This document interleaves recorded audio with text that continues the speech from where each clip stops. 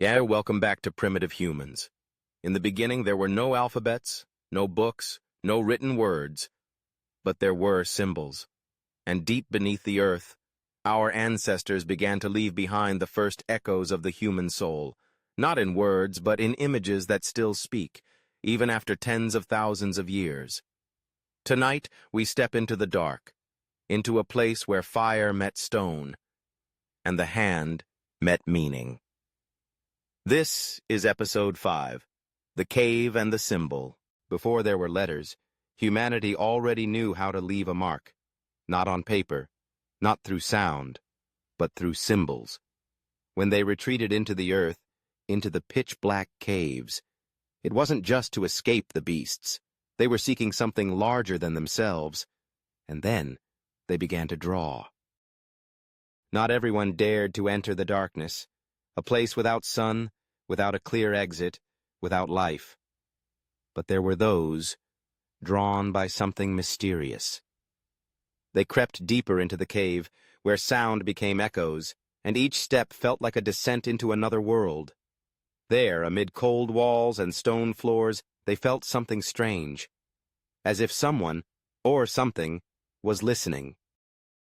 The first drawing wasn't of an animal, nor the sun. It was the hand. The hand that said, "I was here. This is me. Do not forget us."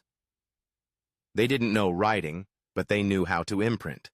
They ground flowers, blood, ash into pigment, pressed their hand on the stone, and blew. A handprint, the first affirmation of self. From those handprints they drew more: wild horses, bison, elk, beasts that lived with them, hunted them, fed them. They painted not just animals, but motion. The hunt came to life. A spear thrown, a beast fleeing, a red dot, the blood of a wounded stag. It was humanity's first journal, told in images. They marked where water was, where food could be found, where danger lurked. Each painting, a survival map. But they didn't just draw to remember. They drew to mourn. Someone fell to illness. No coffin, no tombstone, just a human figure painted beside their favorite animals. A symbol of farewell. The cave became a memory chamber.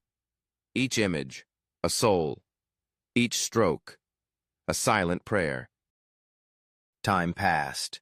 The images evolved, not just animals or people now, but signs, circles, spirals, dots, lines. Abstract thought was awakening. They didn't just see the world, they began to interpret it. A spiral could be swirling water, or the rising sun. A dot, a seed, or a star. Symbolic language was born. Some did not hunt, nor gather. They drew.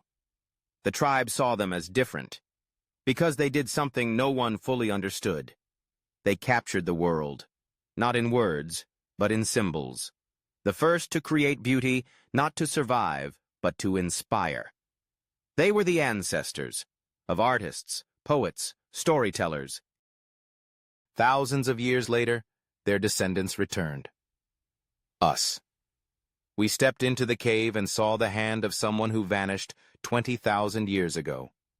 And we felt it. They are still here. Symbols need no translation. They exist beyond time, beyond tongue. A child today sees those drawings and knows.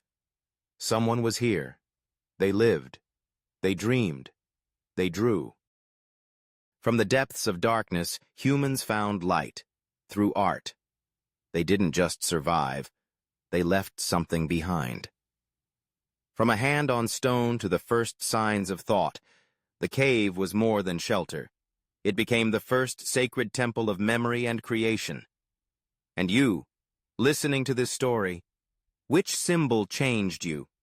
What handprint have you left upon this life? If this journey touched your heart, like, subscribe, and share Primitive Humans. We'll continue uncovering stories long forgotten, but never truly lost.